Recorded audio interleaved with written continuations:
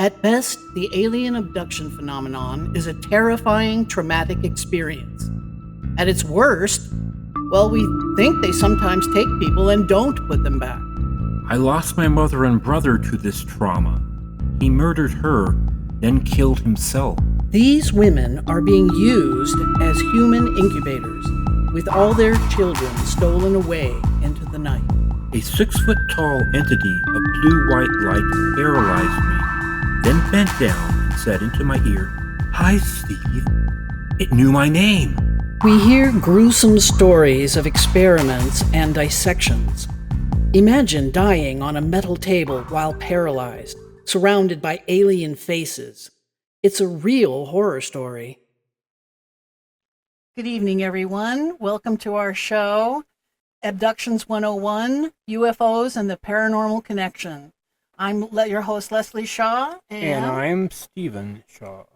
Thank you for joining us tonight. And we usually start our show with one of our personal experiences. And tonight, Stephen's going to tell you about his second UFO sighting.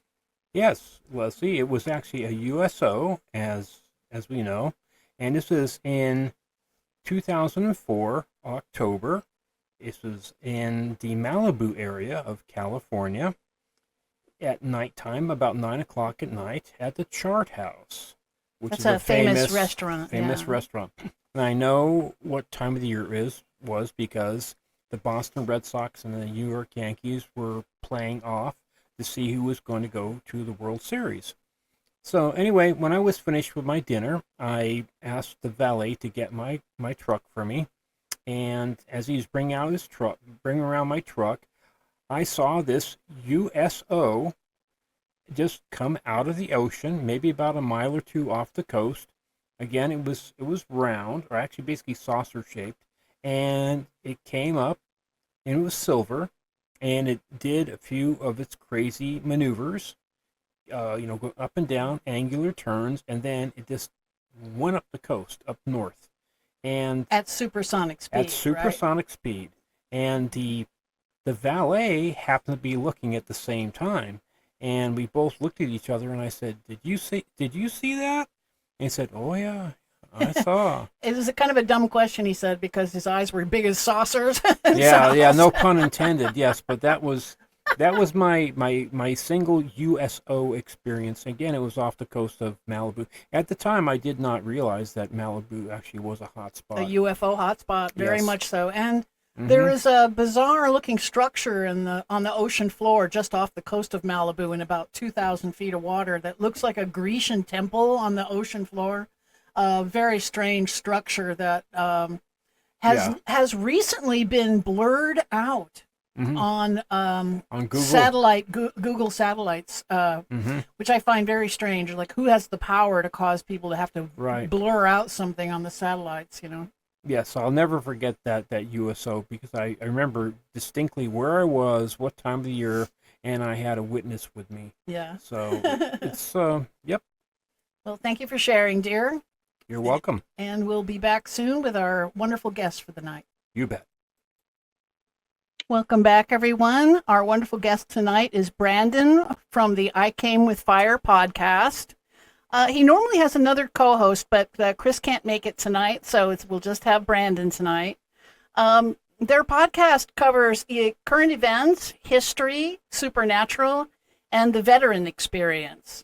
Yeah. Let's see here. They are on every platform, it seems, like Rumble, Apple, Google, YouTube, etc. Yes. And I wanted to ask, Brandon, how many years have you guys been doing the podcast? We're coming up on 2 years now, actually. And I am the founding member, and Chris actually is my third co-host, believe it or not. So my good friend who I knew in the military, Zach, did it with me the longest, and Chris has done it with me for about the past 6 or 7 months. So we've been doing it. I've been doing it altogether about 2 years, and I've had Chris with me about 6-7 months of that time. And both of you are veterans, right? Chris is still active duty. Yeah, he's a special forces medic in the Army. And you? I was in the Air Force for 15 years. I was a security forces member, which is just the Air Force's way of saying military police. But I got to, got to serve around the world. I was in Montana. I was in Germany, California. Got to deploy a few different to a few different places, and yeah, I mean, I'm separated now. So yes, officially on veteran status, no longer active duty. But I still live out in California, up in the northern part, well away from all those fires going on right now. So. Oh, that's good. We're in southern, but fortunately, we're Yeah. east of LA by about 100 miles in the desert That's out good. there by Yeah, Palm Springs. we wouldn't even know there were fires going on if we hadn't even watched the news. Yeah, when we saw. Oh, yeah. But our air quality was affected, but we little bit, didn't yeah. have to pack everything up and run for cover or anything. So that was Sure, good. yo, that's good. There's a whole Yeah. nother fire that started there today. Oh no, really? I hadn't heard the news yet today. Yeah, it burned like 5,000 acres in 3 hours by the time I'd left work. Yeah, pretty crazy. Mm. Yeah, we get these hellacious winds that just fan. It what is we have. Santa Ana's. Yeah. Mm-hmm. So, where did you serve in Montana? So I was at Malmstrom Air Force Base, which Wow, that's I was right, wondering which if it was Malmstrom. it is, yeah. So Malmstrom is the only Air Force base that's in Montana. There's some National Guard installations out there, like active Air Force Base, but it is the one and only Malmstrom. Very, very famous for the UFO incident there with Bob Salas, Air Yep. Force captain. Had the opportunity to speak with him on our podcast as well. It was an awesome Wonderful. conversation. What a great yeah. get. Yeah. Oh, for sure, and it's cool too because I know you guys are very much aware of and probably fans of the old Robert Stack Unsolved Mysteries TV show, Oh, right? of course. In the Yeah. old days, yeah. Absolutely, and there was an episode on the Malmstrom incident you may remember, and so even as a younger guy, and they interviewed Captain Salas on that show, and then finally getting to speak with him, on my podcast was really, really cool. But one of the things I told him is just how much the UFO and like UAP culture, and even a lot of the more like hokey culture, has sort of infiltrated Great Falls, Montana, where Malmstrom sits. So much that the minor league baseball team there is they're called the Voyagers, and their logo is a spaceship, and their mascot is an alien with a baseball head named Orbit. So yes, they've adopted it full force and embraced it. And Montana Like is a driving pretty beautiful through place. Roswell, it's alien Exactly. this and alien that. There's some. And when we I've never. went to- I'm sorry. No, I was just say I've never been to Roswell, but from the pictures I've seen, Roswell has Great Falls beat by a mile as far as all of the that stuff. So yeah. And in Willow Creek, California, we were up there for our book tour in summer of 23, and it's Bigfoot country, right? Yeah. And it's Bigfoot on every business. Bigfoot Realty, Absolutely. Bigfoot Motel, Bigfoot, Right. Bigfoot Brewery. Bar. yeah, Bigfoot there you Nail go. Salon, Right. Yeah. So, yeah, I guess the same kind of thing up there, huh, in Malmstrom. I wanted to ask, since, our audience may or may not have heard of the incident, would you mind recounting some of it for them? Sure, absolutely. So Malmstrom Air Force Base is one of 3 other Air Force installations that have ICBM missile fields, intercontinental ballistic missile fields. And so what that means is there are hundreds of missiles that sit inside launch facilities in the ground, and they are there for at a moment's notice should our nation decide that they're going to use these intercontinental ballistic missiles. And then they have security forces members that go out and they do security for all of these missile fields. And the mission sets across those 3. There's Malmstrom Minot Air Force Base in North Dakota, and then F.E. Warren in Wyoming. Malmstrom has the biggest missile field, but Malmstrom also does not have some of the other parts of the mission that some of the other bases do, so they're not all the same. But this has been, they've had these missiles for quite a long time, all the way back to when Bob Salas was there. And essentially what had happened is he was on alert, posted out at a launch facility, and he was one of the actual missileers, what we'd say, which are the people that actually sit down inside the capsule and they turn the key or whatever, they put in the code to launch those missiles. So they're on alert constantly.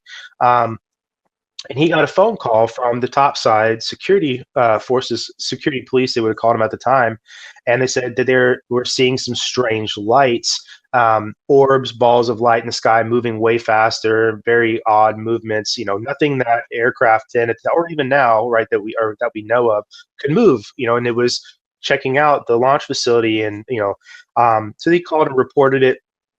And Bob Sellis said his watch commander was asleep at the time, and he didn't bother him with it until the second time the security forces guys called down. And he said this time they were panicking, that there was one hovering right outside the gate, and they didn't know what to do. And he said right about the same time that that happened, they lost communication essentially with the missiles that they were in charge of, so multiple missiles. And what that meant in shorthand was that if, let's say, they needed to fire those missiles, they could not have fired them, right? So that it removed their ability to launch those missiles, which is sort of Like why they came offline, right? they came offline. Exactly, Yeah. which is got thrown into why they thought maybe, or were worried that this was like some sort of Russian tech, this being the Cold War, that was attacking the U.S. and then denying us our first strike capability, right?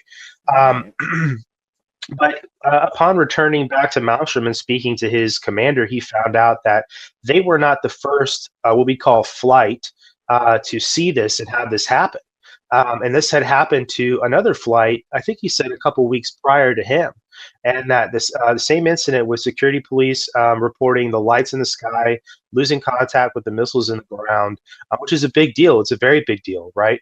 Yeah. And this happened multiple times. And It could be a precursor to an attack.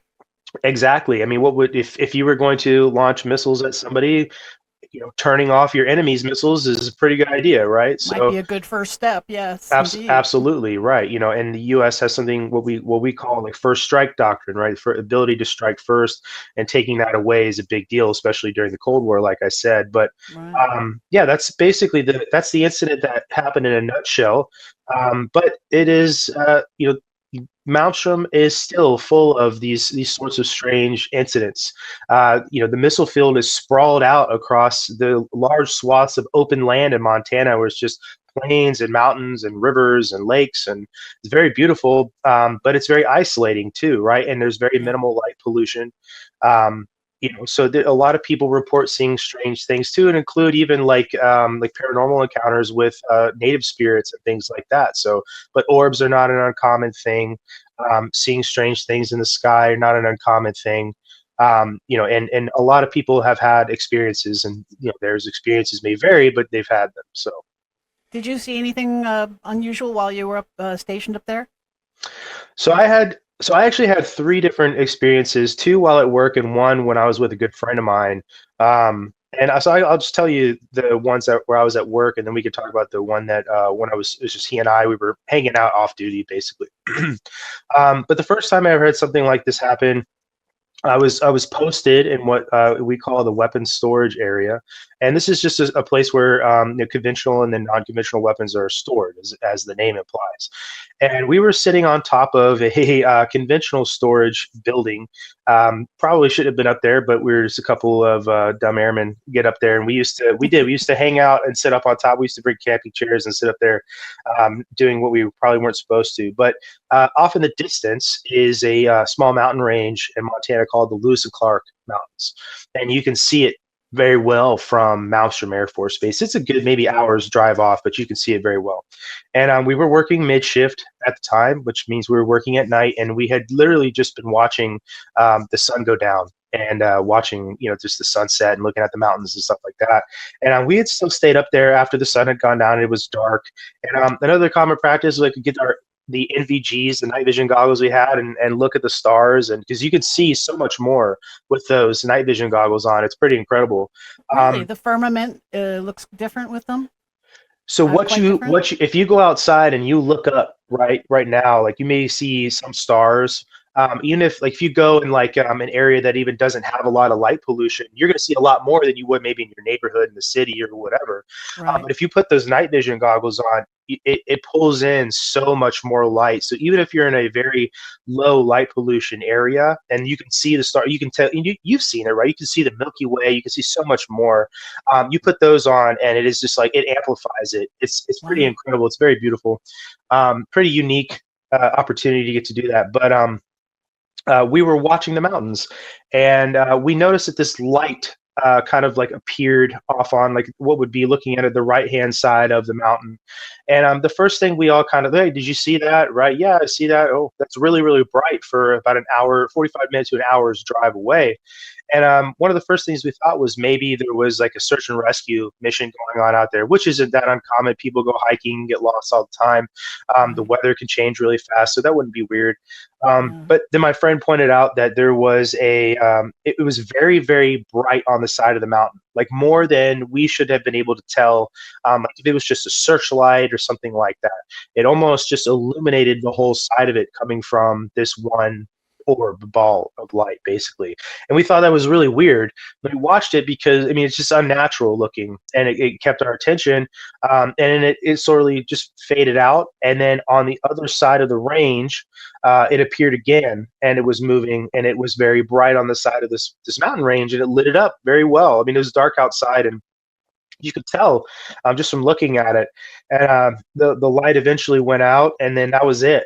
But to me, just what nothing we knew, could have caused that. That wouldn't have been a helicopter, not from that far away. It certainly wouldn't have illuminated the side of the mountains the way it did.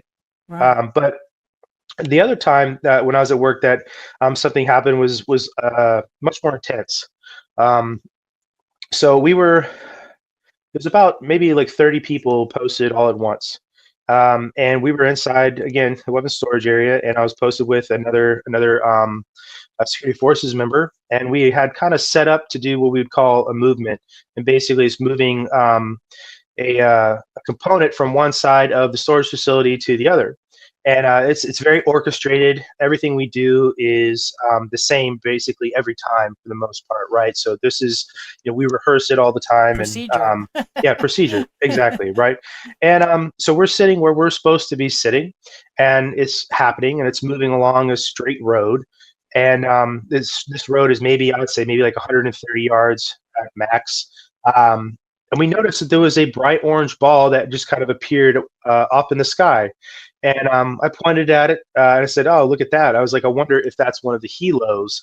And he's like, "I don't know. Like normally we would be able to hear it if it was." Yeah. And then it came down toward the fence line. And there are two separate fence lines, and it approached the first fence line, the one on the. If you were to onion this fence line, it was the one on the outside of it, right? And it just paced with this movement all the way down the fence line.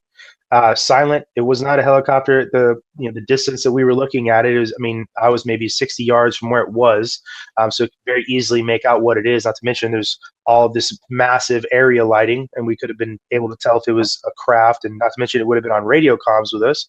But it followed it all the way down. It stopped where it needed to stop. So did this ball, and then it blinked out and was back up in the sky, and then it blinked out again and was gone. And the one thing I How always large thought was it? Would you say? And the color too, of course. He said it was orange. Yeah. it was an orange color, yeah. And how big was? I mean, I if I had to guess, I would say, I'm trying to like think of like a way to maybe about as big as like a bug, like a Volkswagen Beetle. You know what I mean? Mm-hmm. Not like beach ball size, but not like full sedan size, right? There's nothing that comes to mind, to describe that. It's spherical, right? Yeah. But Did it flicker? it didn't flicker at all. It was very ambient though. It wasn't very bright. Like it wasn't like to look at it. You could look at it. It wasn't too bright to look at. But when it disappeared, one of the things that happened I thought was really interesting is there is an old radio comms tower that's inside the weapons storage area. At least there was when I was there. And we were told not to go up it because it's Cold War era and it was kind of condemned, and this old rickety staircase that goes around the outside of it, and there's no need for you to go up there. And when it when it flickered out and then went up off in the distance and then disappeared, the a light up inside this comms tower turned on and then like flashed on and off real fast. And I was there for 8 years. I never saw it do that before. Um, Wow, like it affected it somehow. We know they I affect guess, electronics all the time with, yeah, turning them we off anyway. for for sure. And we saw orbs a few different times inside the weapons storage area, but I don't know to call them like UAP in the sense that like we're talking about. There's so much paranormal stuff that you could talk about, especially when you're talking about things like nuclear weapons and all the energy that's in that area. Another time I was posted with a good friend of mine, and we watched this light form up underneath this same tower I was just telling you about. There's a fuse box under there, and we were just like, "What was that? That was really weird." And we drove over there. There was nothing there, but the fuse box was open and the lock was broke. Really weird. Just another just strange occurrence. We didn't. I've never chalked that up to like UAP Yeah, that because doesn't sound it UAP-ish. doesn't. But I mean, just very strange. And like I said, a lot of the guys that were posted out in the missile field for days at a time, they'll tell you. A lot of guys have stories of like ghosts, essentially hearing people talking, seeing spirits, things like that. Especially like native spirits. But so that whole area is full of that kind of stuff, and Montana has a very bloody history with natives and settlers, right? So, but yeah, those are, and then one other time with my friend. But if we want to, I can go into that if you want. But What are the tribes in Montana? I'm not aware of which tribes are up there. oh man, I couldn't Well, tell you all of them. I Athabascan. know Yeah, we were Athabascan, right? Great Falls has the I want to say it's the Blackfoot reservation. There's Hmm. Crow, I think, and then I think there's also Mandan. There's Kalispell. I don't know all of them though. That's just some of the ones that I can remember. I could be wrong too. Within but I know the Blackfoot reservation was right across the river, Hmm. in Great Falls. But I'm pretty sure those other ones were ones that were there. But that's by no means Yeah, we in know a that the comprehensive Navajos list. got into Utah for sure, but whether they Sure. actually got into Montana, I'm not sure about that. Not quite sure. I have to look it up what all the native tribes in I have a Montana were. question Me, about the ICBMs. At Sure. that time, as far as as far as like we're looking at the Malmstrom incident from the like 66, 67, whatever. And of Hmm. course, the ICBMs at that time it was still liquid propulsion, right? We weren't using solid rockets, right? As In the far as like 60s? in the 60s, right? As far as Yeah, like the as far as I know, yes.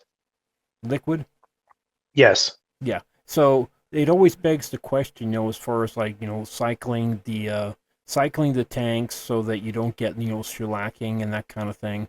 Mm. Um, and some people have even, begged the question that, well, maybe at this point that a lot of our ICBMs and, around the world, it doesn't matter which country you're talking about, that they may have actually been really just, effectively taken offline because Hmm. with jet fuel especially, it's there's corrosion that occurs. Just like Oh, right. if you don't stir the tanks in your car, if you let it sit for 2 or 3 months and you don't Hmm. turn on so that it cycles through your carburetor or whatever, that it can actually start to basically corrode. You have any You're thoughts right. on that? I really don't know a lot about the specific missiles that were there in Malmstrom at the time. I know that the missile maintenance guys there at Malmstrom, they are constantly doing maintenance on Okay. those missiles. It's scheduled, right? I couldn't tell you the schedule. I didn't do missile maintenance, but they are Right. constantly pulling them in and looking at them and testing the systems and everything. It's a nonstop job. It is always happening, right? Right. However are doing that, they pull them in, they take them apart, inspect certain aspects of them. I really don't know what they do specifically. A lot of those guys have TSs, top secret clearances, as they do. But it Mm-hmm. is all they yeah, are always maintaining those missiles. They have to. I would hope so. Oh Yeah, yeah, With just no, as they important as they are, right? yeah, Yeah. we get that question sometimes, that oh well, they're just not functional anyway. But if they are doing, active maintenance, mhm. that also, alleviates that question that people have that, oh well, they're just like dummies, From I the would say standpoint very much that those are functional missiles. Okay. Yeah, absolutely. And the U.S. test fires those missiles from I think the Kwajalein Atoll is a spot where they'll do that. And they'll put photos and stuff like that of them up on maybe like the Air Force website, or the news will get a opportunity to go watch it happen, and so it'll make the news. But you could Google ICBM tests, and it's pretty neat to see. The pictures are always really cool. They'll do it when it's dark outside, so you get like the full effect of the awesomeness of that happening. But yeah. Yeah, when I grew up in the '60s as a kid, about Mhm. like once a month, maybe once every 2 weeks, Rocketdyne was maybe 15, 20 miles to the west, to the east-west of where I lived in Mhm. Woodland Hills, and Northwest. yeah, northeast, kind of north near Box Canyon, and you would hear them testing the S5 rockets and other type of rockets. They would go Mhm. off, especially toward the end part of the day, and then sometimes you'd see rocket tests where you'd see the rocket trails that would be in the sky. But I remember that very distinctly, as but at least from the age of like 5 to maybe 11, from 65 to 71, where Rocketdyne was absolutely testing these rockets. Yeah. So this Yeah, for when I hear people say, "Oh, I don't think the moon landing really happened," I said, "Well, they were testing the rockets a lot. Oh, yeah. The Yeah. S5 rocket, that's right. Yeah. And we heard an interview with Buzz Aldrin, who was just incensed that people were saying this, because it's like, he said, no, we almost killed ourselves doing this. Yeah. Of course, it was real. Right. Right. Absolutely. Didn't something similar to the Malmstrom incident also happen at Minot, as I recall? I really don't know. I don't want to misspeak. I'm not sure. Mhm. I could look it up for you if it have. I know that I've had friends who I've met at other bases after they've been stationed at Minot or FE Warren, and they all have had. Some of them had. I know that I've talked to have had some strange experiences, but nothing that I know of to that degree. Like If something that memory like Bob serves, Salas had. if memory serves, a UFO was over the base, and Hmm. one of the uh, missiles came online, like Oh, gonna launch kind of thing, and then yeah, one of the doors covering the cover on over the missile thing yeah. actually moved via They're like the 20-ton doors UFO. or something. They're, Yeah, they're pretty heavy, right? They're and like, somehow it Oh, yeah. moved with this UFO over it. So I've Oh, wow. forgotten if I think they actually then shut down some of the. I have to look it up myself. I But Yeah, remember I'm I remember sorry. Rendlesham. I it's remember been too. Rendlesham Oh, yeah, 1981. Rendlesham No, that was Forest. in England. Yeah, That that was, was. of It course, was. that's also a nuclear facility And too. again, At the outside time, of a it was. base. Yeah. Yep, and Yeah, and also Air Force security forces were the ones that were involved in that as well. right, Yeah, exactly, Yeah. yeah. yep, yeah. When There's actually a really good book written by the two of the guys that were involved in that. I have it over yeah, here somewhere. I could find it, but it's Encounter in Rendlesham Forest is what it's called. That's what it's that called. guy finally got his medical benefits. Oh, did he? He He was. was injured by the UFO. His Right. disability He finally got benefits. his Yeah, disability. So we're paying disability for being injured by a UFO to right, this man now, and Effectively, right. that's what it's yeah, saying. Yes. and they Yeah, brought it up in Congress as like, if these aren't real, then why are we paying this guy this yeah, medical, for having been injured by one, Right. right. And Did you see there's this new been. stuff about that come out about Jake Barber? Have you seen the documentary? I have Uh, only seen like the news about it. I have not yeah, actually had the opportunity to dive into it, but I I highly know it's recommend it. yeah. Yeah, I just What's saw going it. on with it? When we see it like 2 days ago or Well, yeah, something like that. Yeah, for one thing, he's been involved in and out with the military for like 30 years, yeah. Okay. and he was, had top security, top secret clearance, that kind of stuff, and you can see that his eyebrows, he has no more eyebrows Or to start with, eyelashes. Yeah, he and said he Wow. lost. He was exposed to.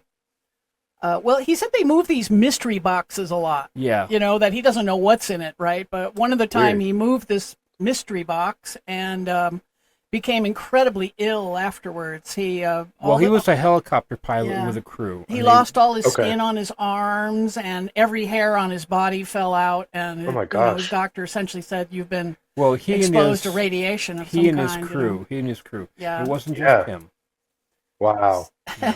So That's crazy. poor guy. I feel so bad for them because what's in your future? Are we And, looking at cancer down the road, or He's what? the type of this guy that does not come across as being making things up or as a liar. He has that military bearing to him, and he's definitely has. He speaks, he walks the talk, and he talks the talk. You can tell this guy is really trying to get to the bottom of what is going on. Yeah. And Yeah. I really respect that. I only did 6 years in the military myself, from 80 to 86, as a CB. But I still, I saw some things too. I didn't see any UFOs, but I know how the military works. So Yeah. Thank Yeah, you for absolutely. your service, by the way, both of you. Oh. Really. No, thank you for your support. Yeah, and So military members have a lot of these experiences, and a lot of it makes me wonder too how much of it isn't just our own government using tech that isn't public, and testing it against the best of the best, as it were, and seeing how we respond to it, and seeing what current systems that we use for data collection, intelligence, ISR. To track these things, and if it isn't just military technology that hasn't been released. And I always like to tell a story about there's like sort of a precedence for this, but I want to say it was the SR-71 when they were flying that. I could be wrong what aircraft it was. You should fact check me, but the Blackbird, yeah, that is the SR-71. But basically, they flew by active pilots and the plane, and the pilot who was flying the plane was wearing a gorilla suit, and he was wearing a gorilla suit, and he was buzzing these other craft in the air. It took close enough to where the pilots could see him, and they were basically testing to see what if anything those pilots would report back. Because how are you going to report a gorilla flying a plane next to you in the air, right? So I know that the U.S. Air Force, the DoD, has no problem messing with their own service members with things that they haven't come public with. So that's funny. that is funny. Yeah, absolutely.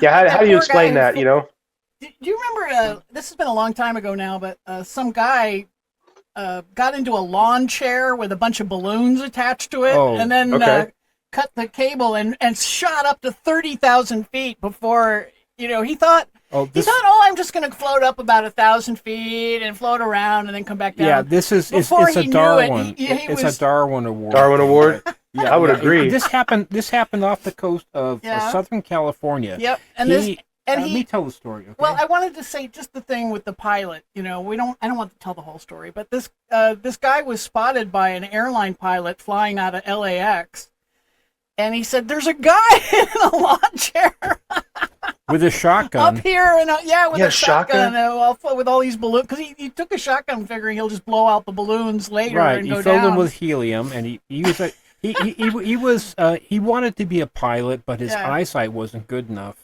And so it kind of really irritated him, and he thought, well, just for the hell of it, I've got a lawn chair and I've got helium. I want to see how it would be to be able to fly, and he thought he'd be able to control his altitude and whatnot by shooting out the balloons later. The problem is he started floating with the air currents. He started floating into the LAX air corridor. Space. Yeah, the air corridor, exactly. And then he ended up getting blown out to sea. Yeah. Okay. So, but then they had spotted him, and they sent a helicopter to rescue him, and they used a chair. Yeah, they had to use a bosun's chair because when they got close to him, they would buffet the balloons away, right? Yeah. But anyway, it seemed like it's the same kind of funny story that some poor pilot has to report this thing, strange thing. I wonder how long ago was that? It makes me wonder if that's where the freaking Disney guys got the idea for Up. That was 80s. No, I was at KMEX. It would have had to been in the early 90s. Early 90s, late 80s, early 90s. I'll have to look that one up. That's wild. Yeah. I've never heard of that before. I bet he never did that again, though. Oh no, that was. Yeah, And enough you for know what? They me. didn't know what to charge. What charge to arrest him on, right? And they finally had to just obstructing the air Yeah, corridor I was don't know, basically reckless it. You know. endangerment. I don't know, something. Yeah, that's wild. I would feel Oh like dear. living that experience would be punishment enough. Yes. You know, Because your he didn't bring like stupidity. a parka with him, not thinking, but Right. at 30,000 feet, he At was 10, no, he You're was at freezing your butt 10,000 or off. foot. 10,000, whatever it was. He was freezing to death up there, Yeah. Yeah. and Probably he's out there in shorts and a tank top or something, Nice summer day. Yeah. Yeah, that's yeah, insane. I it's would one of never those do things. something Well, it like that. seemed like a good idea at the time, but it really wasn't a good Hey, idea. you know what though? It's impressive that he didn't chicken out at like 100 feet off the ground and just start shooting the balloons out. Yeah, Like at he some point, rocketed like up. He said he rocketed up so fast, so high, so fast that he was afraid to shoot him to out. shoot the balloons out at that point.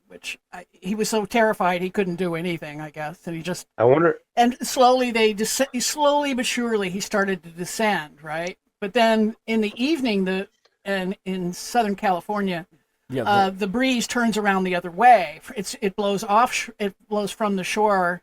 I mean, from the ocean to the shore during the day, but at night the Mm. breeze turns around, and turns so around, he blows you started. out, right. He started getting Oh blown out to crap! sea. That's Oh oh dear. my god. But let's see. Back to the UFO subject. All right. You Yeah, know yeah. what? Maybe this is a good time for a break. So let's Yeah. Let's do let's it. take a commercial break, Yeah. and we'll be back in just a few moments. Okay. Leslie, you're kidding me. What? Our merchandise store is up? Of course, my darling. All of our amazing concepts of shirts, mugs, and bumper stickers are ready to go. No way. Way. Even my brilliant Egyptian concept that no one else ever thought of before? Yes, that one too, and lots more. All at our new store at etsy.com/shop/abductions101. Wow. I want a shirt and a mug and Well, Stephen, and all our curious listeners, just go to etsy.com/shop/abductions101 to see all of our unique designs. I'm going there. And we're back with our wonderful guest, Brandon of the I Came With Fire podcast. Thanks for having me. Thank you so much for being our guest tonight. And I wanted to ask if you'd seen, what was that third UFO you were talking about? hmm No, just a friend of mine. Like I said, he had an apartment near the river there in Great Falls, and we were just hanging out outside by the water, watching the water. I think we were just like talking, and we noticed another ball way up in the air, and we followed it all the way down his street. It came down up over the river. He actually took a video of it on his cell phone at the time. It went down over the river, kind of moved across the top of the river, and then kind of went back up. And it really it was weird. It kind of followed the street and then just gained enough speed where we couldn't follow it anymore and just off into the distance, right, the horizon. But yeah, the orbs are a very common thing there for whatever reason. Yeah. I've never seen anything like definitively where I was like, man, that's a craft, some sort of craft. I've never seen like a craft specifically, like some people have, but yeah, the orbs for whatever reason, a very common thing there. I know what you mean. The only UFOs I've seen were round white lights. Mhm. I didn't see like a flying saucer shape. I Yeah, saw this round sure. white lights. Right. But remember, in the summer of 2023, there was that Mhm. congressional hearing in Yeah. the House floor, Mhm. and the three men were interviewed. The whistleblower intelligence officer named David Grush. David Grush. Yep. Grush. David Grush. Yeah. And there were two pilots, and Mhm. Fravor and Graves. yeah, That's right. Ryan Graves and yep. yeah, he Mhm. was he described these orbs pretty well. He got a close look at them. Mhm. And they do make up about a little over 50% of UFO sightings are these orbs. Interesting. And what he saw was a 15-foot in diameter clear glass sphere Right. that had a cube inside of it, either dark gray or black cube.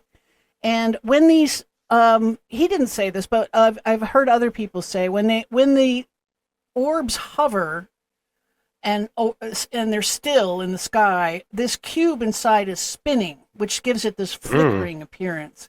And Okay. sometimes they're clear glass, sometimes they're white, sometimes they're orange, sometimes Yeah. they're green. I've heard red too, different Mhm. colors. But obviously, if they're 15 feet in diameter, they're not a manned craft, Yeah. right? So I think they're maybe like their version of the a spy drone, drone, of a like drone, you yeah. know. Right. No, I could totally see that. That it being something like that. The concept of using a drone for various reasons, whether it's reconnaissance or even in the way you're seeing it used in like Ukraine right now to blow people up and carry in ordnance, right? It's not uncommon. This practice of using other things for reconnaissance goes all the way. I mean, it's as old as human beings in warfare are, right? We've used birds before, hot air balloons in the past. Mhm. So I mean that notion, I guess, you would think is universal, so to speak, that you would use other things to collect information, whatever it is that you were doing. Um, but I heard, I can't remember who it was that was talking about this. Um, and I'll have to look it up. Maybe I want to say it was another one of the whistleblowers discussing sort of their thoughts on it, but that potentially the reason why it looks that way is because we don't have the ability to view them as they really are. And I thought there was some interest. It's just that idea, that notion was really interesting to me. That we're not seeing it the way it's meant to be seen, and that's why these things appear the way they do to us. And when it comes to things like this geometric shape that he was describing, Ryan Graves was describing, and you just described, it sort of makes me wonder if they can alter their form. And what we're seeing is just an easier way for us to perceive their presence. Sometimes they're described as morphing. Mm-hmm. Like it morphs into different shapes. Sure. Like our we were it was a rye with Kodega, the We're talking about Codex the of- octoshears. too. Codex of Curiosity's yeah. host. He witnessed a UFO that he said it was kind of light gray or white, and it would change shape. It was changing shape, as he was watching it, morphing into this shape It and was that gray shape and orange, this shape yeah. and that shape, Mhm. And he said above it were these two black triangle UFOs, like they were working together somehow. That's weird. And he said the white one that was morphing, it just sort of faded away. Which, like, what was that? I don't know. But we have limited perception as far as our visual perception Yeah. is very limited. So, Sure, in this narrow frame. and we know that we have this window. this blank spot that a lot of people don't realize, that basically our brains fill in the blank. Okay, Right. That's why magicians can get away with, like, sleight of hand, because they realize that Sure. humans do have a blank spot, so we can be fooled. Mhm. So It almost what you just described makes it sound like it made me think more that the two black triangles were creating this other thing, that they this morphing shape, right? Yeah. And that morphing shape itself wasn't like the primary craft, so to speak, and that maybe, I don't know what they would be generating or why they would be generating it, but it almost, especially if it disappeared, it almost reminds me of some sort of exhaust or maybe some sort of waste or something like that, or they're producing it for some reason. It's kind of what came to my mind. But I was thinking like maybe they're trying to create a portal. I know they make portals, could be, right? yeah. Because Stephen saw this blue-white entity in his living room. Well, He was laying on his sofa and like let me. I'm making a point here. It came from this front door area, but he didn't hear the door like open and close. It didn't just walk through the door like normal, right? Yeah. But the whole room was flooded with this blue-white light. So I think it opened like a portal from one place to another, and walked through it, and this other place had this bright white, bluish white light that just flooded the room he was in. Right. Did you want to add Well, more it's detail it's now? totally out of context. It's partially in context.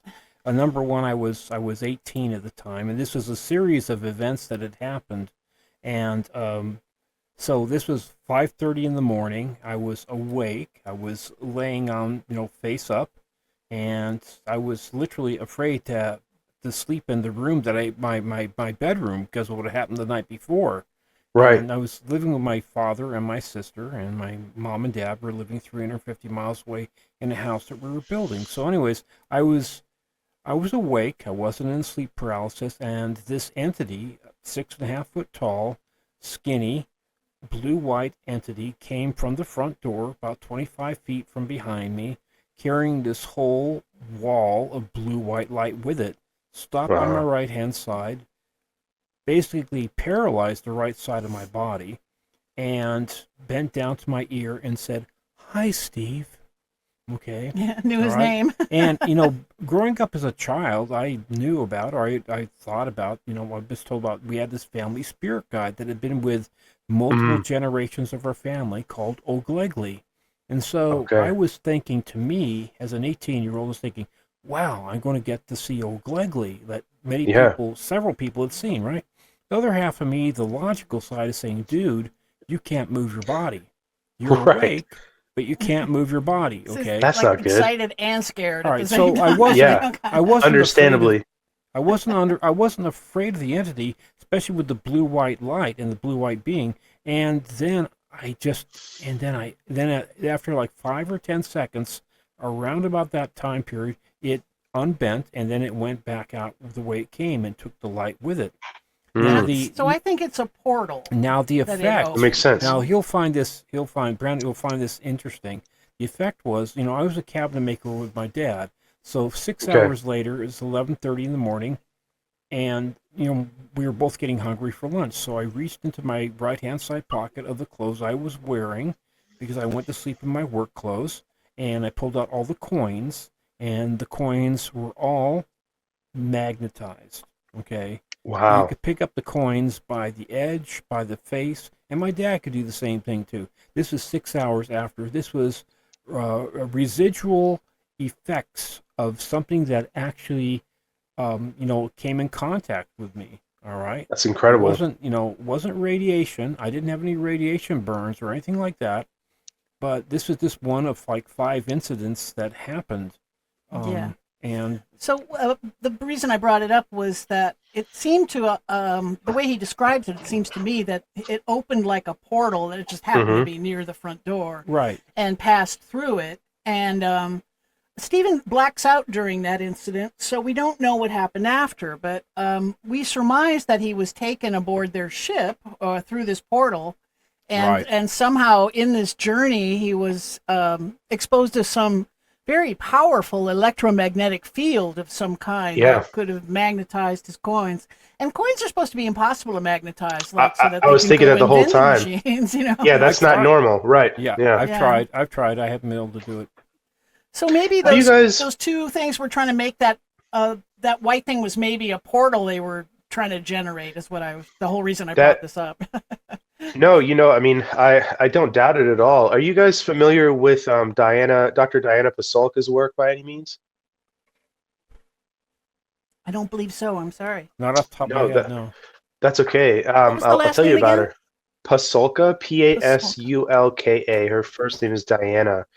So she is a professor of religion at the University of North Carolina at Wilmington. Oh. And she has written 3 books.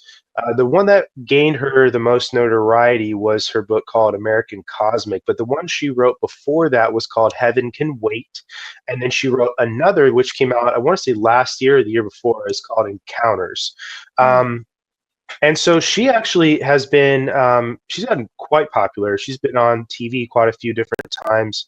And she, is in regular contact with a lot of the people that are involved with Disclosure, Michael Schellenberger.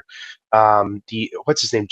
There's another podcast called American Alchemy. I'm not sure if you've watched that one. That's pretty good. You may enjoy it. She's on there quite often. She was also on Joe Rogan. But anyway, I tell you about her because her first book, called Heaven Can Wait, she wrote from a religious studies perspective. Okay, and I'll clarify here. When you're, and this is her own words. I'm paraphrasing. But when you're a professor of religion, your study is just religion. It's not theology where you are. It's a studying of like one specific religion. There's not like, it's meant to be an objective lens on religion as a whole, right? And so that's what Right. she studies.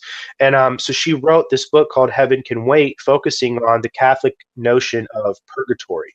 And she goes through all of these stories, and she discusses in her book these experiences that saints had while their time on Earth and their interactions with angels, right? Right. And there's a very famous statue. I want to say maybe it was Bernini who did it or Brunelleschi, but it's called The Ecstasy of Saint Teresa of Avila.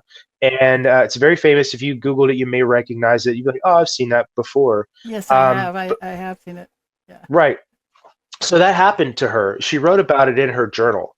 And the way that it's depicted, the statue is depicted is slightly inaccurate to heftily, I should say, I guess, inaccurate to how she describes it in her journal, mainly because in the if you look at the statue, she almost looks like it's orgasmic almost. She's enjoying what's happening to her, and it's very scandalous, I guess you could say, in a way. And that the angel that is in the statue is holding a small dart, and he looks like what you would call like a cupid, a smaller, ain't childlike looking angel. But in her journal, she wrote about how she was in her room at night. She was praying, and a angel manifested in her room. It filled the room with light, right, as you're describing. Yeah. And it had in its hand a flaming spear, and it pierced her heart with the flaming spear.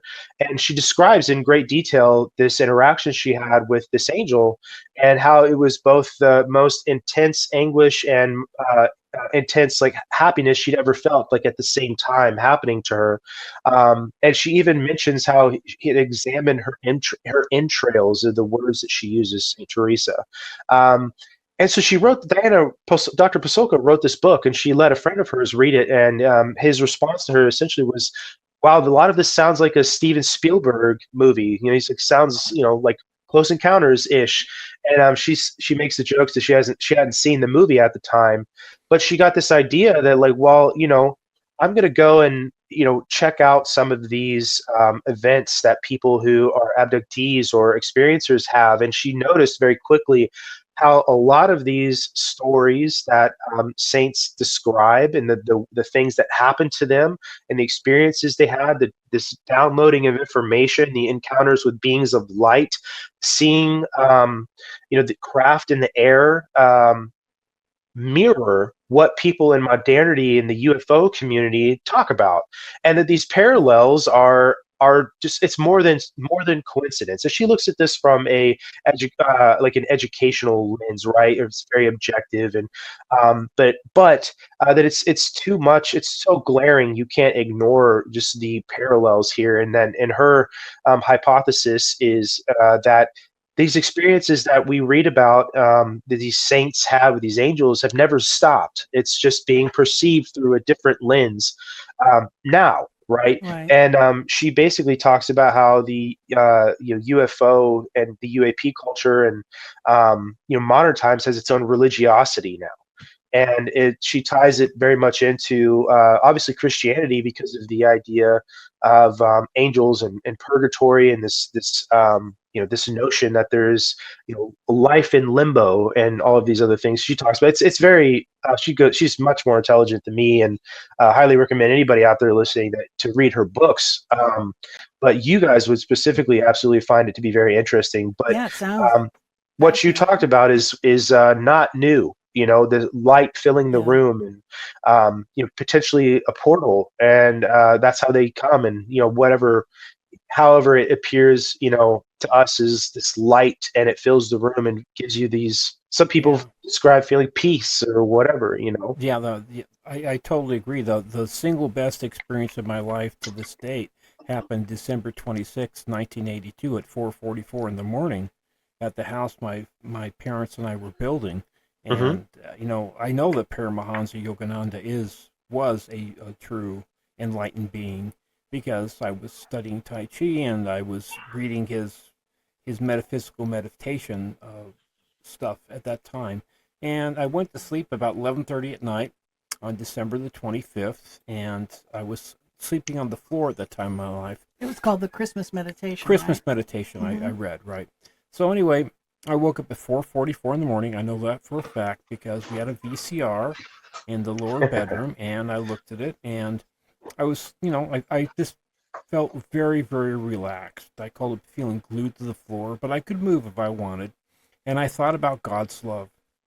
And not being a particularly religious person, I don't know why I thought about that, but I thought about God's love. And I had this one single thought. And it was like in my brain, I felt the emotion. In my heart, I thought the emotion. And Yeah. people know about the third eye, right? So it was like these two lines came together, hit me in the third eye, and then from a billion miles away, this inverted pyramid of blue-white light hit me in my third eye and encased my whole body in this blue-white cocoon in a split second. And I didn't know what to say. It was ineffable. I just knew in that split second that what the wise men and what the Buddhists and the saints talk about having, one pure thought balanced with emotion and thought like the yin and the yang, I brought that myself because I was at that point in my life I could run a 5-minute mile blindfolded. Okay, it was I was very That's pretty very good pure. shape. I was very very pure. Yeah. Okay, and doing my Tai Chi every day. Just out of boot camp And recently. well, that was But anyways, it was I kept That'll do it myself to you in too. shape. Yeah. So I was doing all my martial arts in addition to Tai Chi, and I understood exactly. And in that instant, I thought, okay, now am I going to just basically ditch the military because I still have 3 more years to go, and ditch my family? I was helping to get my brother and sister through school, or and go to Tibet. Or was I going to continue doing what I was doing and be a yogi, yeah. and That fork in the road, I continued to do. But the funny thing is that the ending of the story is that 6 months later, my dad and I were going onto a job site as cabinet makers, and I was thumbing through a Psychology Today magazine. This is it'd be 1983 by this time because it was 1982 when it happened. So I'm thumbing through the back for the advertisements, and I see this man who's laying on a stone tablet, face up, with a multicolored, layered, inverted pyramid of energy hitting him in his third eye. Oh, wow. And encasing him in this cocoon of energy. And it said, you too can achieve enlightenment via the Rosicrucians. And I told my dad about this. So he heard about the experience, right? So I showed it to him, and he said, no way. Yeah, just like what you went through. My dad was a Bobby. Experience. He was a Bobby, in England for 4 years. He was in the RAF. He went through World War II. All right. Wow. So it was like, it's a funny thing. We know these things happen, and they can happen. So I don't disbelieve people. I just know what has happened to me. That's the absolute truth. Yeah. Have you had any other abductees on your show? So we have not had any. I would like to talk to. That's kind of a goal this year for 2025 is to talk to more people in the UAP community. But no, I haven't. I would very much like to. But you know what's funny? I won't say her name, but I have a coworker who has had experiences like that, and she told me quite a bit about them. But they've all come from when she was in a meditative state, she says. Yeah, a lot of experiences do come in different states of meditation. We've discovered Stephen and I both did a lot of meditation work when we got together and started having some bizarre experiences, like some of the stuff he's been telling you about. We had teachers, we had mentors. But for 20 years, I've been researching the phenomenon, I've definitely noticed a psychic connection to the phenomenon where, Stephen's family are incredibly psychic. And when I would interview abductees, other abductees, so frequently they would say stuff like, "Oh, well, I happen to be a medium, or I'm also a psychic healer." Frequently, they were psychic people. And then we just recently read in Elizondo's new book, Imminent. Luis Elizondo, who I have it. Yeah. yeah. Oh, do you? Yeah, we read it too. We read it. You know how he's saying that they actually did MRIs on abductees and discovered that they have the same kind of brains as people with ESP. So An area finally, of the brain, it's been medically proven what I've known for years. And it's nice that it's been finally proven. Let me ask you guys a question. A lot of people I know that like have practiced meditation or even like astral projection. They have experiences with beings often, and not necessarily like a being like what you encountered, something that seemed peaceful, was with a lot of light. And the first time someone told me that, so you guys may know. Do you guys know who Chuck Zukowski is? I mean, sounds familiar. Yeah. You guys are familiar with the. You guys are familiar with the cattle mutilation phenomenon. Of course, yeah. It's in our Chuck Zukowski is he's one of the people that goes and investigates these all the time, mostly in the Colorado area. But his website is UFOnut.com. He got branded that one time and sort of embraced it. So he's a really, really cool guy. That's where I remember him from. Right. He obviously has a lot of encounters with what is believed to be UFO contact with animals specifically, and then people's property and farms and farmers that have these experiences. And so he's had experiences himself. But he said that he went through this process of trying to astrally travel, and he took himself through certain protocols, sort of like ramping up his ability to do it, right? Like start small, get better, get bigger. How you get what I'm trying to say. I do indeed. And he said one night he was doing it. He was getting deep into his protocol. He said he was, kind of aligning, and his breathing was the way it was supposed to be. And then all of a sudden he was filled with this feeling of like intense dread.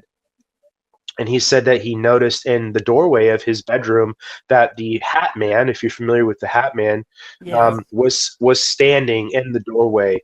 And he said that he just immediately had this feeling that it was almost like stopping him from going into this state he was about to enter into, and that it used its presence and the fear it put in him to stop him from doing it. And he said it was so terrifying that he'd never tried again. That was the last time that he tried doing that. But I have heard quite a few people who've had similar experiences. So I kind of wonder what you guys' thoughts are on shadow beings or the Hat Man, because those seem to be related. And if you think they have any ties to UFOs at large.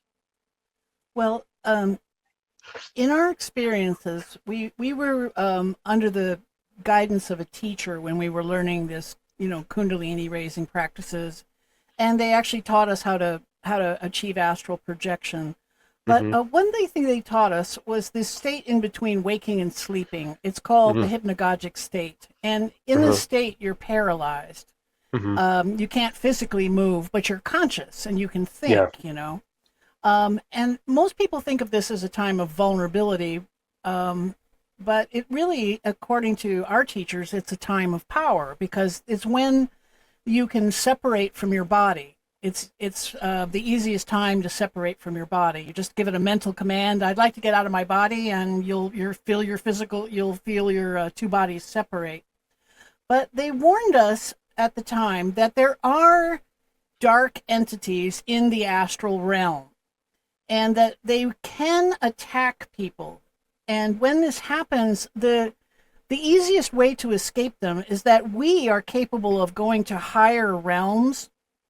And they are not. They're not capable of following you to the higher realm. But I have heard that I personally have never experienced one of these shadow people myself. I've had mostly positive experiences in the astral state. But I've definitely heard of it, where people are in the astral state and they're either attacked by some entity. Fortunately, nobody dies, right? Mm. It's just quite scary and Terrifying. terrifying, you know. Yeah, But yeah. I saw when I was young, I did see a dark man with a hat show up at the front door, like on maybe 3 or 4 different occasions when I Oh, was a wow. child, and I just chalked it up to being a dream.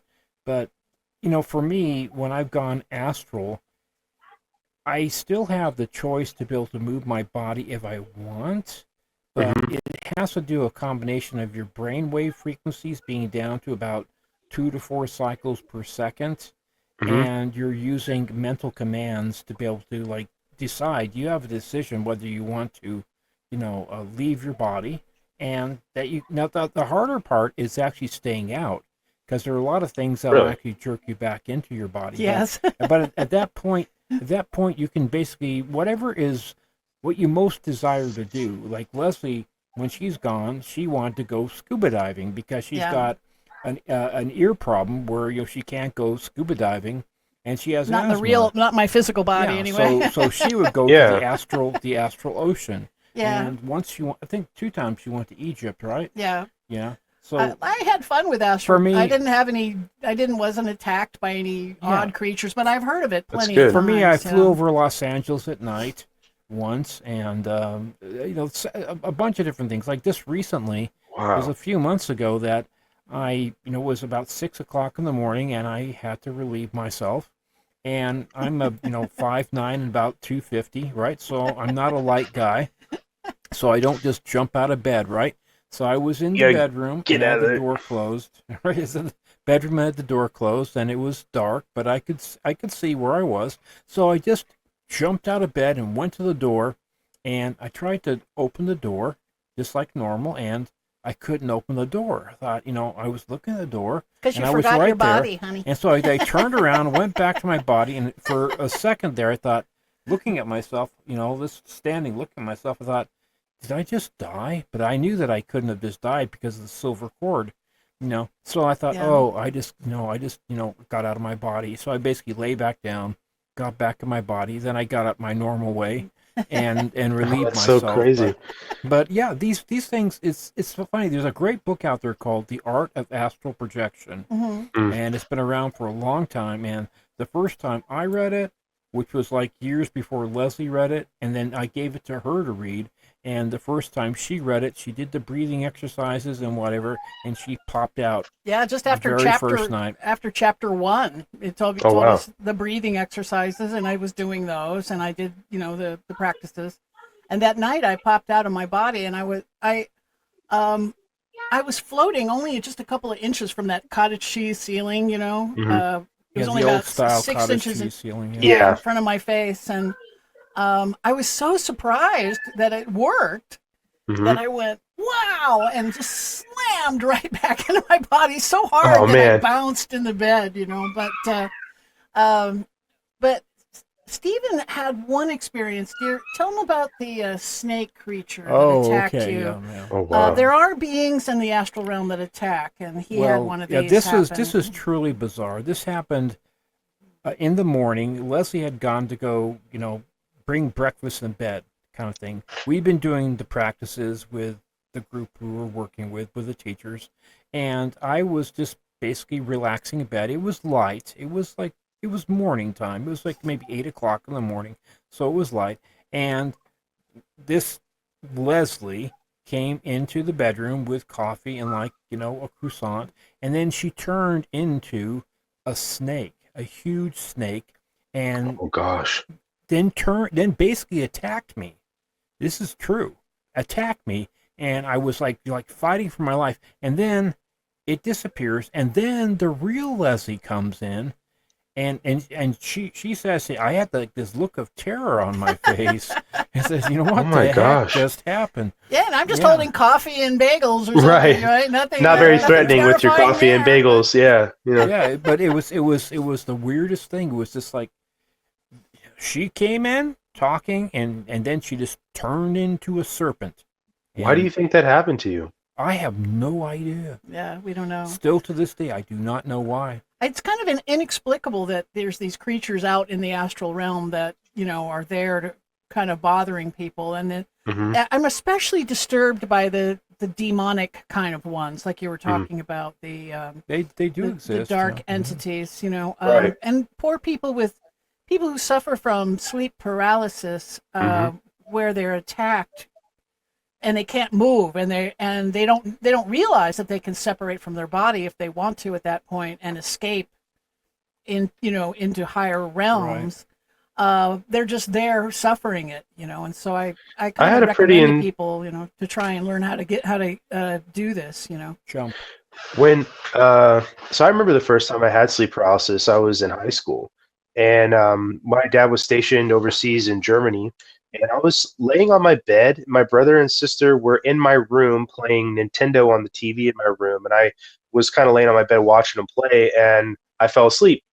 And I remember waking up and hearing them still playing the game. They were like arguing or something. And I went to kind of get up and I realized I couldn't get up. And I had my first thought was, what the hell happened to me? Am I dead? Am I like locked in my body now? Like I've seen like that happen to people, and I panicked and Yeah. eventually came out of it. This first time never had that happen to me, and I had it happen a couple different times after that as well. But the most intense time I ever had sleep paralysis was when I lived in England, and I went to bed, and I remember waking up, and what I thought woke me up was this huge crashing noise. Like I woke up thinking somebody had kicked the front door to our house open. Mm-hmm. Okay, and I went to get up, and I'm totally in this like fight mode of somebody just came into our house, and I can't move. Right, and I remember thinking, Fisticuffs up. right. And well, yes, exactly. And I remember thinking, what a great time to have sleep paralysis, because it had happened enough to me now to where I'm like, this is it's just an inconvenience when it happens, and I go back to sleep because I stopped fighting it. And Yeah. I was like, shit, I cannot move. And I started hearing what sounded like radio static on the right side of my head. And I could hear it. And then I heard this loud crash again. And I was like, damn it. I'm like, that's really weird. I remember thinking in this thought process of why, if somebody broke into the house, would they kick the front door open, and why would they need to do it twice? Okay, and there was a so you kick. There's a front door, and then there was a Hmm. mudroom door which didn't have a lock on it, so you don't need to kick that door open. Okay, like the small like space, right? And so I thought that was really weird. It doesn't have a lock, and that radio static got really loud. It really sounded like I could hear voices in it, but I couldn't make out what it was, like a radio station going out. And Mm-hmm. I remember like, well, if I can't move, I need to do something because I don't hear anybody else. Like I didn't hear I thought it was weird. I didn't hear my dad get up and like he's gonna go check what was going on. And Yeah. Like so who I kicked the just door in? exactly. I Kind of thought it thing. was, how am I the only one that heard this? Because it was so loud. And I remember that sorry, like it looked like this white thing just went over the top of me, but it was a car outside. It totally threw me off just now. But I remember making a noise. Like I have to make a noise to try to alert people in my house that somebody came in. And I made this noise that I tried to yell, and then eventually I woke up. But when I woke up, all of that radio static, I had been starting to feel like there was like a pressure on me. It felt like somebody was standing over me, kind of near where at the end of this experience, where I was able to yell and thought I was like waking up my dad. And when I came out of it, everything has stopped immediately. The feeling of the pressure on me, the feeling like something was in my room, the radio static stopped. I got up, I walked out of my room, and I looked over the top of the banister in the hallway, and I looked down, and you could see there was a big window in our foyer that had enough light coming in to where I could see that mudroom door I told you about. Everything was fine. Everything was the way it was supposed to be. Right. I was like, what the hell just happened? And I immediately just got scared because it's still like when I was checking it out, I was still in this mode of like something is wrong, like physically, like maybe somebody is breaking and entering our home. And man, I turned my light on and I went to sleep with the light on in my room that night. But I had a lot of weird experiences in that house, but that was the most intense sleep paralysis experience that I have ever had. It was insane. I've never had one like that ever again. We've had clairaudience experiences Oh, ourselves. yeah, many Steve times. gets them a lot, Many times. and he heard plate glass windows Yeah, shattering yeah, really exactly. loud. Well, you this know? is at the house up in Yucca Valley. Yeah, it Yeah. happened more than once, and yeah, I wasn't even in sleep paralysis. I was just trying to go to sleep, and it just sounded like somebody had just shattered a plate glass window in our bedroom. Okay, Mm.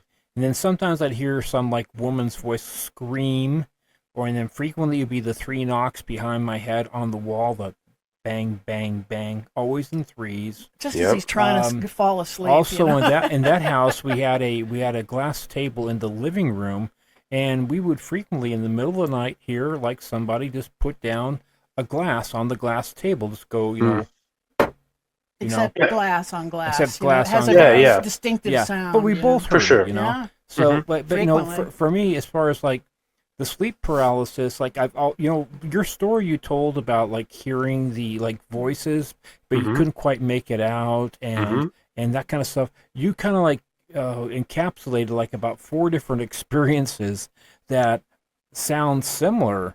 Okay, Yeah. that have happened to me, and like it's like that old like what Mike Tyson said. Everybody has a plan until they get hit Till in they the get face. hit. You Yep.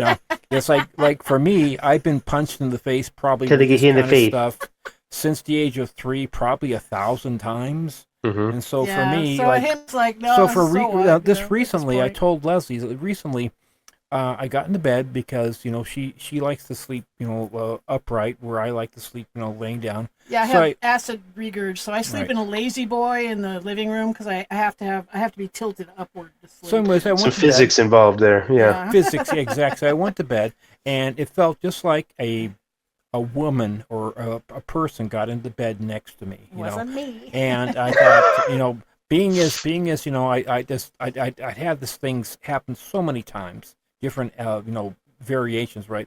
So I just basically said, okay, what's going on What do they now? want now? What do you want now? So I basically just rolled over and just ignored it.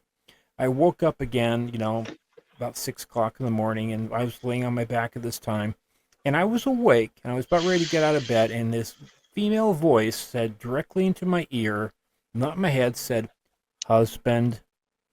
It was an Asian That's type weird. voice, but it just said husband, and Leslie has never referred to me as husband, and the whole That would time be we've strange. known each other. No. But Yeah. it was just as plain as day, and I was awake. I was not in sleep paralysis. I don't think I've ever actually truly had sleep paralysis, because every time I've been in that state where I could astral project, I still have the choice of being able to move if I wanted to. Yeah, but if you move your physical body Yeah, I mean, while you're yeah. astral, you'll just pop right back in, But slam back into your body. I enjoy getting out of my body. That's the thing. I enjoy doing it. I enjoy the fun of it. So Mhm. When we were being taught the Kundalini raising practices and stuff like that, they taught us about the tree of life, and this is essentially like dimensions. The center ball is God, right? And then there's like an onion out is dimension 1, 2, 3, 4, like onion skin going out. Yeah. Yeah. And we're supposed to be habitating dimension 10, and there's supposed to be another one outside of us, dimension 11, which our teachers called it hell. They said this is where hell is. It's a dimension, kind of lower than us there, and it's a much less pleasant place to be. They described it as being kind of like a twilight rusty sky at all times and dark, and they told us that these evil creatures that what we perceive as evil. yeah, these dark creatures, these demons or dark entities, or the Hat Man, or these kinds of beings, they come from there, and they're trying to come into our world. They're trying to enter into our dimension. But they also told us too that Mahatma Gandhi decided to do a term in hell too. Remember? Yeah. So Really? it's I've never heard that before. But yeah, it's a dimensional shift, or it's a vibrational shift. It's like if you're listening to the radio. What I've seen is that I just have the ability to be able to listen to a few more frequencies than most people. You know, I can tune into 97.1 and 97.5 and 96.9. Well, Okay. tell him when he was trying to go to sleep one time, he kept hearing like a radio station in his mind, you okay. know, Mhm. again This is and in again. 1985 when I was 25. And I would, you know, being a cabinet maker, I had the house to myself at that time. And I just basically would, you know, take a nap at lunchtime. And I would go into my bedroom and just, you know, have my eyes kind of open, but Mhm. just, you know, I was alert, but I was very relaxed, and everything was fine in the room. But I started hearing this conversation of two men, like Mm. two disc jockeys, having a animated conversation, and with a little bit of music in the background, and they were talking about stuff, and I couldn't quite make out exactly what they're saying. But when I was in that state, it was like I could know what they were saying, but I couldn't bring it back to the surface. And at the first time it happened, I thought that my neighbor had had his TV on, like watching Sure. a Radio or radio You on, could something. like hear it. yeah. Yeah, So yeah. I got up, and I went It's over happened. to the window, and there was no radio on. So I went Yeah. back and just relaxed because I was a little bit tired, and the same thing happened again. And I was able to reproduce this if I wanted to. This happened like 3 or 4 times. I ended up just like enjoying it. You know, it's like, okay, what am I going to listen to this time? And it was reproducible. That's what I'm trying to say. This was during like at That's noontime. Palenque. Mm. This is at Yeah. noontime. This is not during the witching hour. And it reminded Yeah. me what you just said, Brandon, about kind of like a radio waves on your mind, you Yeah, know. Yeah. very similar. This sounded like somebody was holding like an old radio right next to my head. And it Yeah. was my right ear was what was picking it up, not my left. Very weird. Yeah. Mm, Clairaudience is a bizarre phenomenon. I'd say it was my right ear too. Yeah. Yeah. I gave it How up. about that? I gave up all the practices finally because, you know, I mean, the Kundalini raising practices, meditation, Yeah. chanting, all of it, you know, and astral projection work. I finally just gave it up because it became too creepy. I She's- started hearing voices in the waking state, you know, talking right Yeah. behind me, and I turned around, there'd be nobody there, you know. Well, No. you saw one of our roommates also come into the bedroom, you know, all animated at one point too, right? That was Jared. Remember, you told me that, you know, he's talking and he just came into the bedroom and, you know, just like asking you for something, and he wasn't there. Oh yeah, yeah. Yeah. I had my eyes closed and I was laying in bed, and I could swear I heard my roommate come into the room and talk to me. He was standing next to the bed talking to me, and I opened my eyes and he wasn't there. You Nothing know, there. again. So I That's finally just got crazy. creeped out about it. It seemed like it didn't quite fit with the regular American you were- modern life well, you style were- somehow. You were at work too. You Yeah. were at work and you'd hear people, a Yeah. person talking behind typing your back. away, clickety clackety clickety clack, and then somebody would say something right behind me, and Right. you know, I'd turn around expecting a human to be there, and there'd be nothing, and it My finally mom has just gave me the experiences like willies, that. and I threw the whole thing in the ash can at that point. You know? Yeah, I would too. I had a friend who he and I were in the military together, but we were just kind of having like a conversation like this where we were talking about weird things that have happened to us. And he was telling me about how he had decided basically that he was going to practice astral travel, but I don't know how he had gotten to the point where he was trying to do it by looking in a mirror, and he would do it laying down in bed, and he would have a mirror, like hold a mirror over his face. He described this whole process, but he said that when he started doing that and getting like better at doing it, he noticed that there was spirits around him. He would see them in his house, and he didn't see them before. And he said that sometimes he would notice when he was doing it, like he would look at himself in the mirror, and then he wouldn't look like himself, which Yeah. which is kind of a natural phenomenon if you look at yourself in a mirror too long. But he said one time he was doing it, and he kind of fell like almost half asleep. And when he opened his eyes and was looking in the mirror, he said what was looking back at him wasn't him, and that it was like something like terrifying. And he said the mirror away from his face, and he said he never did it again like that. He said because what was looking at him wasn't him. He's like it was like this evil monster looking face like looking at him. And he said that terrified him so much that he stopped. And he said, but after that, he said that the spirit that he would see in his house didn't go away. Yes, I found that in my case, when I stopped doing the practices, the door closed. Mm. You know what I mean? This Yeah. door I had opened slowly closed, and I stopped having these Like a experiences. wound healing. But Stephen was never able to close it again. You know, Oh, he's wow. just had to cope. He's had to just cope with these. Well, part of me things his whole part of life, me you know? enjoy part of me Yeah. actually enjoys being able to, it's a love-hate relationship. I Sure. like having the ability, and I like being. I mean, in my dreams and my lucid dreaming especially, and where I go sometimes. I mean, I would not give that up. It's just a case of like being able to have more control. I mean, for me, it is probably because my parahippocampal gyrus, which is the thing that Elizondo talks about, is probably a bit more developed and probably in my family bloodline. That's why all the women in my family bloodline, going back to Germany and England, all the women have been automatic writers. In fact, my mom Yeah. proved it to me on several occasions, some stuff that there's no way she could have known. Like when her mom died, when her father died, and when Uncle Clifford died in England, and we were in California. This is 1969. Yeah, he comes from a psychic family, that's for sure. I Gotcha. know this stuff. I know it's real. I know what's happened to me. And just, some people, it's like you either live with it and deal with it, or you literally go nuts, quite frankly. Yeah. That's like any sort of I guess you could say like trauma or crappy experience that you're going through. You have to learn to deal with it alongside your whatever you're perceiving as your regular life, or like you said, you will go nuts. It's why people adapt.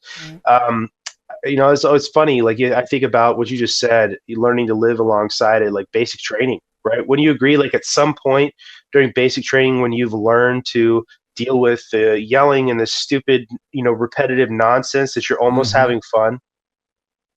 Yeah, it's that is true. The saving Right? grace for me when I went through boot camp in 1980 at the time it was the San Diego Okay. naval boot camp that was there next to the Marine boot camp. Anyway, so the best piece of advice that I got was that the recruiter advised that I should go into the drum and bugle corps. He said it'd be about a week and a half longer, but you get certain perks by doing that. And I having been a That's lifelong true. musician, not by choice, but my mom kind of forced me into it, which I'm so glad she did. Yeah. So anyway, Sure. so I ended up learning how to play the glockenspiel, Oh, nice. glockenspiel, which is like it's like a piano kind of keyboard, but you have to hold it in your right hand and Yeah. hit the thing. So while you're marching, of course, I didn't know how to play it, but I already knew how to play the accordion and the piano and the clarinet and the sax and the guitar. So I figured that couldn't be that hard. So What's another one? I picked it up, and sure enough, we went from Camp Nimitz. Then we were buried in Camp. Went from Nimitz to Farragut, and it was a lot closer to the chow hall, which made it a lot easier to get chow 3 times a day, which was great. But then we went to the San Diego at the old San Diego Stadium once. We went to Disneyland. We Oh, wow. got to go off base, and it was a great. I'm so glad that I had the experience. But you know what? During that time, I didn't have any psychic stuff happening. I guess I was Too exhausted. I was Yeah. I was with 88 guys in a Hyper company, right? focused. Yeah. And that was with 88 different guys, and it was just like but it was really one of the more powerful experiences. But I actually had a lot of fun the last 2 or 3 weeks I was there. Most people do. Yeah. Yeah. By that time, you're so adapted to the nonsense and the chaos going on around you.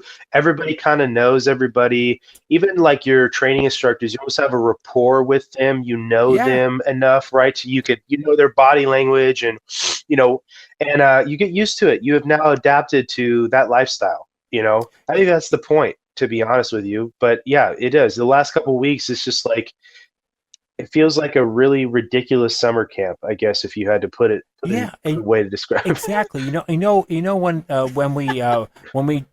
we demobbed, Hmm. on July the 28th, 1980, which just happened to be my 20th birthday, and it Mm. was also the day that my grandmother on my dad's side died. Okay, Oh wow. so it was one of these weird dynamics. And you know what? The toughest guys in the company, a lot of them actually were crying. They were like, like hugging the other guy, saying, Yeah. we're not going to see each other again probably, and we had this experience, and literally it was like one of these things that now, unless you go through it, you just don't understand it. And I remember that I was waiting to, my mom to pick me up from on the bus, whatever, and I was thinking about my grandmother dying, and I just broke down in tears, and this this young woman who was like a E5 at the time, um, and she just kind of looked at me outside, and I was crying, and she went over and she said, "No, you're leaving. Why are you crying? You should be happy." Well, I just found out on the phone that my grandmother had died, Hmm. and this is my Oh. birthday. It's my 20th birthday, and it was like Yeah. she came over and she comforted me, and she was the sweetest thing. Aw. And I always remember that. I thought, what a movement of emotions. These guys, these tough guys, they're crying. It's my birthday. My grandmother dies, and it's like, I just turned 20, and Hmm. it's like, it was like I didn't know. No, I did not know what to feel. What is You know, Yeah. demobbing? demobilized. Demobilized. Oh, of course. Yep. Sometimes it's obvious. Military jargon. Yeah. Yeah, it was just like it was one of the most. I'll never forget that day. Hmm. Put it that way. I'll never forget that day. I remember graduation day for sure. Yeah. Absolutely. No, it's a weird array of emotions for sure. I didn't have it. I turned 23 actually at basic. So I had my birthday there as well. But I didn't You're have an any. old man in the crew, huh? Hey man, you know what? My in the Air Force we're called flights. But I had a ton of Air Guard and Reserve going through basic training, and a lot of those guys when they're like mid 30s, it was weird. Mm-hmm. Really? I had like the quintessential just graduated like high school, maybe a year or two out of high school group, and then me a little older. But then I had like mid 30s dudes. And it was so weird. Our training instructors would make fun of us all the time for being old, and a couple of these people, yeah, no. So I was not the old one in my on my flight. There was some older dudes in my flight. We It was kind we of had funny. we had one guy, a Hispanic guy, kind of had short man syndrome, Mm, and he had been in the army, hmm. and Oh, okay. I can't remember he'd been in the army and the Marines. I think he had Mhm. just been in the army, but he decided he wanted to go to the Navy, and he was about 34, You wanted Okay. to and serve in every one of the armed he forces? went through the full boot camp, and he got into a couple That's of weird. fights with one guy, but it was weird. We had one guy that he couldn't hack being in Hmm. boot camp, and he would Hmm. walk on the tables like at night and just walk back and forth. And he finally tried to kill himself. He tried to Oh jump off the crap. bridge into the water, and he was like swimming over to the Marine side. So they were thinking about, well, should we let him go to the Marines or whatever? But they basically they arrested him, put him in a padded cell, and by the time I was graduating, he was the recruit company petty officer of a new upcoming company. So he basically, instead of getting out in 9.5 weeks, he basically had to go through another 9.5 weeks. Oh, It that was just the sucks. one Because guy. of jumping off the One guy, bridge? one What? guy broke his leg on purpose, just because he just couldn't hack it emotionally. He actually broke his leg. Yeah, people do some weird Yeah. stuff. I've heard of guys shooting themselves in the feet, right? Well, that's you don't have guns, at that point. Yeah, not it. Yeah, Not uh, basic. there was a No, I guy. mean just to get out of military service Well, somehow. Right. I've never known anybody to shoot themselves, but I did have a guy I went to tech school with, which is the phase after basic training. The Air Force calls tech school. And we got stationed at Malmstrom together, who, to avoid getting posted out in the missile field, had another friend of his slam his hand in in the trunk of a car to break his hand to get out of posting, which is a pretty chicken shit way of doing things. But yeah, so people will do weird things, and we had a lot of Mhm. sleepwalkers actually on my flight, which is apparently a stress response. You sleepwalk. There was a few people in my basic training that were sleepwalkers. A lot of sleep talking. Um, yeah, man, people will do weird things when they're under a lot of stress. That's for sure. I was a sleepwalker, and Were you? it taught me to wear a nightgown every single night, Right. Yeah. Sure. just Yeah. in Yeah. case. Don't want to get caught out there, you know.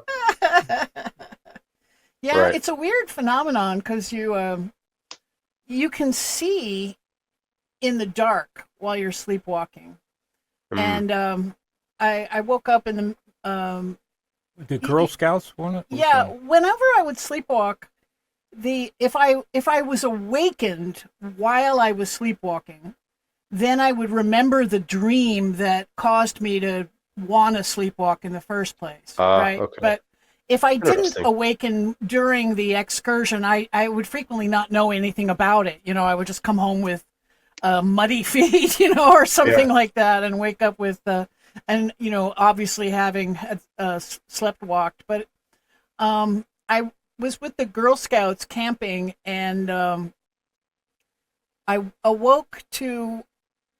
I thought I woke up, but I woke up into this state where I could. It was like a twilight, even though it was like 3 a.m. in the morning and pitch black out. Well, I woke up and it was like a twilight. I could see the whole area around us, and I saw all my Girl Scout buddies leaving without me. And so I got up and I ran after them, and after a while I got tired. I couldn't keep up with them, and I got tired, and I sat down. There was a big rock in the middle of the trail, and I sat down on it, and while I was sitting there, I woke up. And the weird thing is I was able to see while I was in the dream, but as soon as I awoke, it was pitch black. I couldn't see a thing. And the craziest thing is that I was hopping in my sleeping bag. I was still in my sleeping bag, and I guess I didn't get up and get out of the sleeping bag and go walking. I was sleep hopping. And some guy saw me hop race. through his camp, you know, as I Yeah. was doing this, you know, and it was fortunate I brought my sleeping bag with me because I couldn't get back to the camp because I couldn't see a thing, and I just in the laid morning, down, you know. So in And, the morning, you basically. yeah, I went back to camp in the morning, and you know, Wow. and everyone said, "Oh yeah, we saw you hopping out of camp in the sleeping bag." We didn't know what was And no going one on. bothered to stop me, you know, I know. or why I was doing this, but you know. Is there a game going on we're unaware of? Yeah, exactly. Yeah. And That's funny. another time I was in at college, and I woke up and I had this dream that something was wrong with the moon. And so I went out to look at the moon, and you know, I get out there and I'm looking up at the moon, and it's fine. There's nothing wrong with it. And I turn around to go back to bed, you know, into the house, and I was in dorm rooms actually, and the door was locked. It was one of these doors that locked, you know, when it closed, it locked. Yeah. And so I was stuck outside, and thank God I was wearing a nightgown, like I Yeah. said, you know. And I had to No go kidding. down to the physical plant to get the security guard to let me back into my my Building. room. But Yeah. it's a weird phenomenon. It's very strange. I've never had that happen to me. No, you've never been a Sleepwalking. sleepwalker. Mm-mm. Neither No. have I. It's Yeah. odd. It's like Yeah.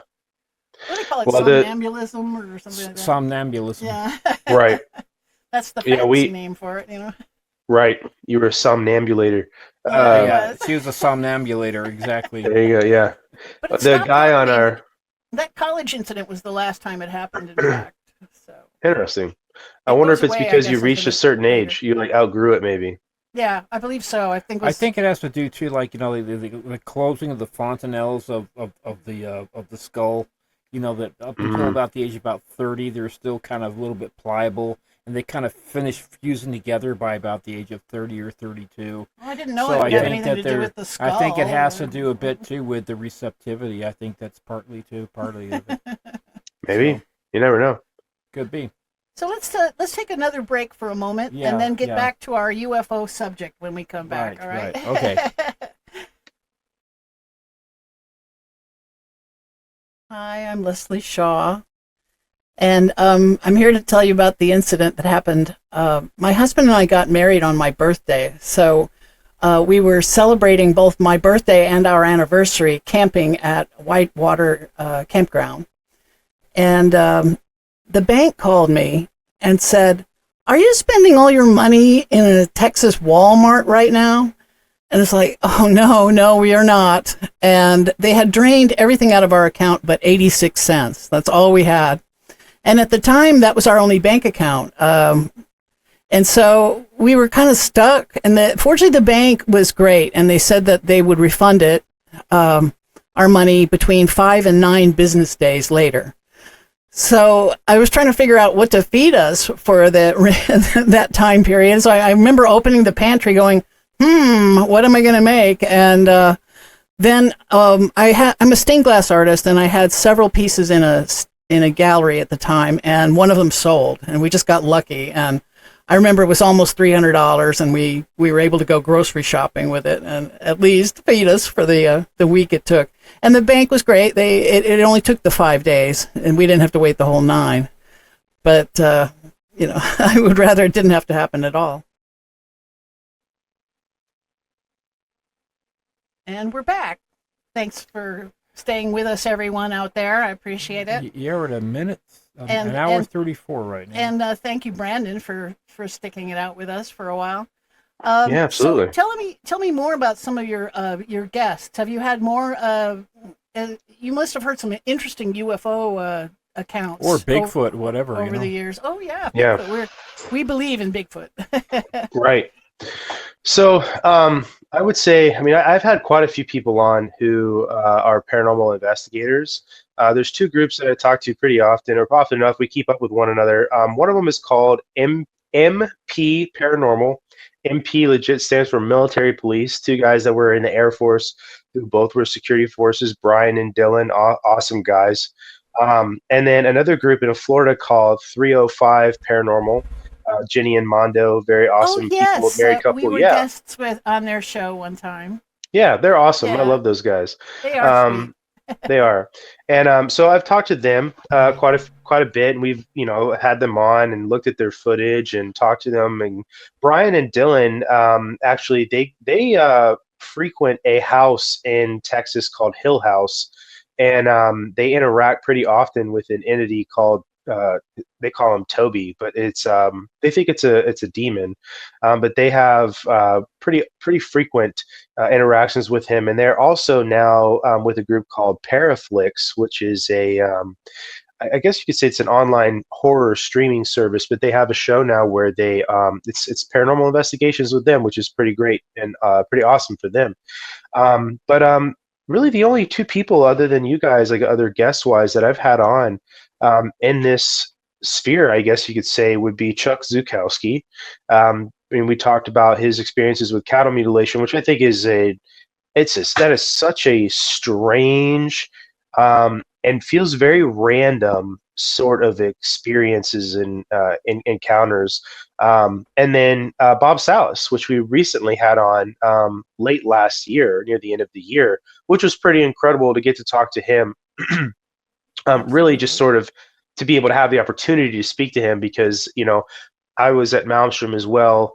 Like I said at the beginning of the episode, I watched that old Unsolved Mysteries episode about it, and he's on there, and so that was really cool to get to just finally be able to speak with him. But Bigfoot, though, we talk about kind of in passing. It's kind of like one of our things we'll talk about, like and speculate about him. And we did another episode with another podcast where we sort of deduced that he was an interdimensional being, and not necessarily maybe an Australopithecus or something like that that's just been left over. But I always say this when I talk about Bigfoot. One of the most interesting things to me is that most cultures and people all over the world have some sort of Bigfoot story or being Yes, that they it is talk about widely distributed. widely, right? Yes. And he seems to have adapted to be to the environment that he lives in, right? So like Yeti, he's a white, the abominable snowman. He's white, which blends in with the the Himalayas there with the snow and the winter like environment. And then Bigfoot or Sasquatch of the Pacific Northwest is brown and blends in with the tall, thick tree trunks of the pine forests. And so I think that Yeah. like to me, like this sort of adaptability of Bigfoot and how he seems to fit in with his environment and how they all these different cultures have these stories. I think that's some pretty good evidence to me that there's something there, because otherwise it Right. would be the same. To me, if the fact that there's varieties of Bigfoot that blend in with the environment says a lot without saying a lot. You know what I mean? And the ones up in Alaska, like the further north you get, the larger the bears get. Mm, Until you get to your polar bear, which is the largest of the bears, right? And mm. it has something to do. Stephen, you told me it Yeah, has to do with there's a scientific formula. It's almost like an a squared, b squared, c squared, but it's basically if the larger a mammal is, that as far as the square is the total square inches of that being, they will retain heat better.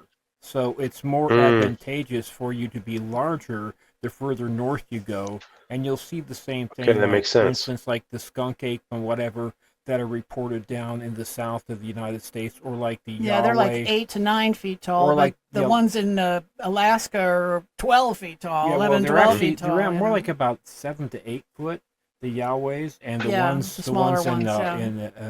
in Australia, yeah, they're Mm. they're shorter and smaller and not as bulky. Same thing with bears, So that's like interesting. sun Sun bears. bears in China, sun bears They're like the the smallest smallest bear, bears, yeah, because they're in the Hmm. hottest climate. because it's more advantageous for them to be smaller so they can slough off the heat quicker. But if you Right. want to retain Mm. heat in the cold environment, you actually have to be bigger. Okay. Yeah. To We have a hold. theory on Bigfoot. You know how uh, the Sumerian tablets that talk about the Anunnaki talk Hmm. about how 300,000 years ago humanity they uplifted humanity from Homo erectus Hmm. to Homo sapien. And then over the Hmm. next 50,000 years, they supposedly improved the model into Homo sapien sapien, right? Hmm. Well, 300,000 years ago happens to be when also on the planet was Australopithecus robustus And Hmm. and giganto. Gigantopithecus. And Hmm. so I was wondering if possibly the Anunnaki, looking for a worker race, right? This is the point of uplifting humanity, was to have workers and make us smart enough to be workers. It made me wonder if they were also maybe breeding for strength in a worker as well. And Yeah. possibly they bred the Bigfoots. And I think that, we didn't go into it much in this episode, but we believe that the aliens flying the UFOs in our skies are not really alien. We think they're a breakaway branch of humanity Hmm. that retreated underground 12,850 years ago to escape the cataclysm that was the Younger Dryas comet impact, that Hmm. caused the extinction event, the mammoth, the mastodon, those Hmm. animals that are all wiped out at the Clovis same people. people. Yeah. Yeah, the Hmm. Clovis people.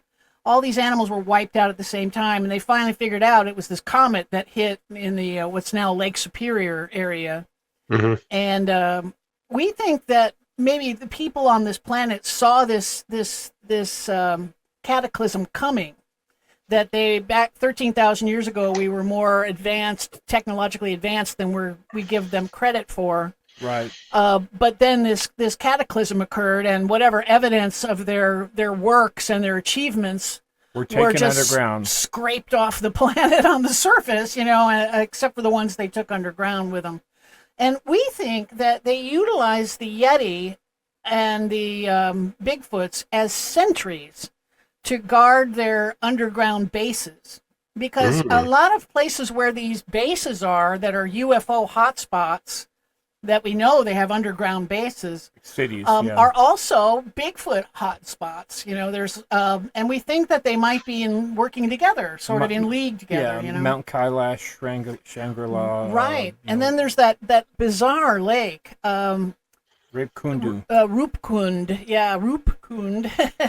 One of these underground cities is supposed to be inside the mountain Mount Kailash in Tibet, I believe, right? On the border of India. And on the slopes of Mount Kailash itself is a lake at 14,000 foot elevation, and this lake is filled with skeletons. There's hundreds of skeletons inside this lake. Actually thousands. And they started DNA testing them because they thought, well, maybe there was a battle, and you know, all the losers were thrown in the lake or something like that, right? But that's not what happened at all.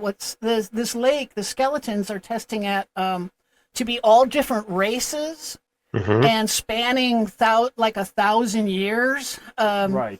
So I think, and a lot of them have their heads bashed in at the top, right in the top. The skull is crushed in, and it makes me think that maybe explorers getting too close to the entrances to the underground city of Shangri-La.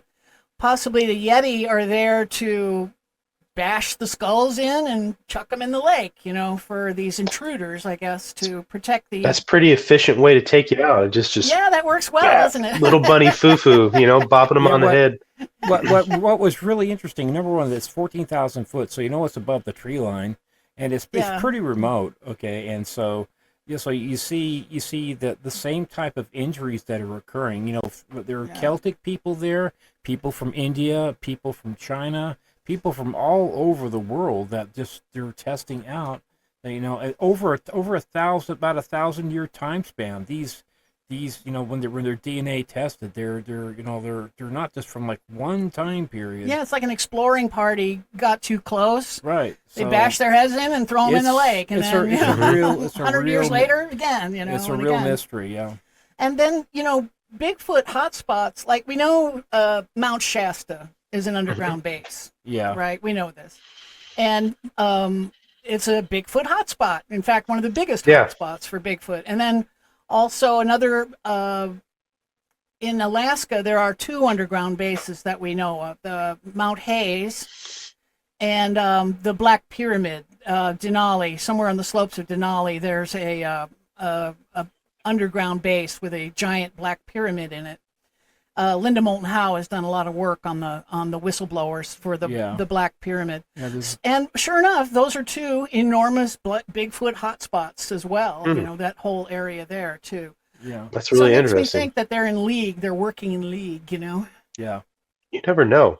Like really, like you would think, like I guess it would be hard to control them, but you have no idea like what the capability is. So. Or I think they're telepathic, actually. Right. So, you know, we know we don't call them aliens, they're cousins to us. Yeah, we call them cousins, yeah. We know our cousins are telepathic, certainly. They're communicating with us telepathically, you know, so we think maybe that's how they control them, is they're able to mentally communicate with them, you know. Yeah, telepathy is more basic than written language anyway, so. Yeah. I think it was the Astonishing Legends podcast. They interviewed a guy who was like a Bigfoot hunter, I guess, for lack of a better term. But him and another guy he was with got led out to the woods by a woman who was a medium, and she said that essentially a Bigfoot had contacted her telepathically, a mother Bigfoot, and then it needed help. And they went out there to where it was supposed to be, and they waited kind of like half the day and into the night. And her tune quickly changed from they need help to we got let out here as a trap. And they were chased down the mountain basically by something really big running after them. Yeah. And he has this whole I'll have to find it, maybe send it to you guys, but this whole story about you know, making it to the truck and it smashing the back half of his truck and them being able to drive off. Yeah, it's pretty intense. But that's the telepathic Bigfoot. Is this story about to what you were just saying. Like I don't know how it reached out to this woman, but it led to her out there under false pretenses and then tried to attack them, basically. Yeah. I've heard of another woman in, I believe, the Appalachia area who has telepathic communication with a Bigfoot that comes to her home, and I guess she gives it treats or something like that. But they, like she's feeding raccoons. She's actually kind of made friends with one, but she communicates with it. She thinks, in a telepathic way. Well, yeah. there is that what they call environmental DNA from the water samples. Yeah, when I went to the Contact in the Desert convention, it's very close to us here. It's just about 20 miles away, and we go to it every year. And the first year I went, they had a Bigfoot class. They give lectures and stuff. A researcher, the most recent stuff. Right? Yeah, okay. And they said that they've isolated the Bigfoot genome now. That it's been proven, with genetic DNA testing, that they've isolated it. And they're using what's called environmental archaeology, where they take samples of the rivers and creeks and waterways and stuff, and they'll pull the DNA and find what's been peeing anywhere near this, this creek or this water source. Scientific. Yeah, and so they've discovered a lot of the genome came from that, and I think part of it also came from this one guy. He stepped out of his cabin. I think it was in Montana, in fact. He stepped out of his cabin and turned the corner, and there was a Bigfoot. And he went, ah! And the Bigfoot went, ah! And they all turned around and ran away from each other. But the Bigfoot, as it turned the corner to run away, it crashed into the building and left this enormous tuft of hair that could be definitely attributed to a Bigfoot. You know what I mean? But the water sample was definitive in Northern California. So it's proving genetically that there's an unknown primate living in the North American wilderness, Northwest American wilderness. Yeah. Right. It's so nice to have genetic testing to prove it. Yeah. Right. Well, that's not that far from me. So. Yeah. Last summer, we went up to the Klamath area, which, if you guys are familiar with Klamath Falls, in fact, Klamath. There's a whole. It's a Native American group. Yeah, up there, the Klamath people. Yeah, right? Absolutely. Yep. Yeah. Paul Bunyan also is like that neighborhood, right? But no, Bigfoot is very big up there. Redwoods in general. Yep. I don't live that far from them. Yeah. No, a good friend of mine who served with my dad when he was active duty still. He's from California. He's from a little more north of where I'm at, and so he grew up, fishing and camping and all that his whole life up in the mountains there, near the Appleton area, if you're familiar. But he has a lot of Bigfoot stories. It's pretty cool to listen to some of his stories and just the things that he experienced, because they almost always come with physical evidence of something, whether it's broken branches or footprints, right? Upside down trees. And almost always, he's out there camping with friends or whatever. So it's a joint experience, right? Where there's several people who can corroborate what you heard, and he told me about how, they used to go camping on the shores of this lake, and a couple different times they all abandoned tent and swam out to the middle of the lake to get away from whatever was, coming at them from the tree line, basically. So yeah. Pretty crazy, but that's a phenomenon. I do believe in. I'm not quite sure what it is. I don't think it's some primate that just lives out in the woods willy-nilly and is really good at hide and seek. No. Quite frankly, I don't think that's what it is. No, it can't be that, or we would have, we'd find their nests or their I agree. You'd find a cadaver. Some hunter would have shot one by now, like truly, right. And there's a lot of untouched wilderness. It's very hard to get into some of these places, and sometimes also they do shoot them, and then they go looking for them and they can't find them. So right. I mean, if you've ever gone hunting or you've seen people who hunt like moose, right? I mean, Yeah. moose, it could take several large rounds to take down an animal like a moose. You know, to think Yeah. that you're shooting at a 12-foot tall primate, I would imagine if you hit it once, you're probably not killing it, you know, Just even if making you it hit it mad. right, or it avoids you, you know, like Yeah. it Yeah. leaves the And area. you'd think that you built it like, get some blood or some tissue samples too. But You would anyway, think. it is. But I'm Yeah. sorry, guys, but we're coming up on 2 hours, and we do have a Oh time yes, limit.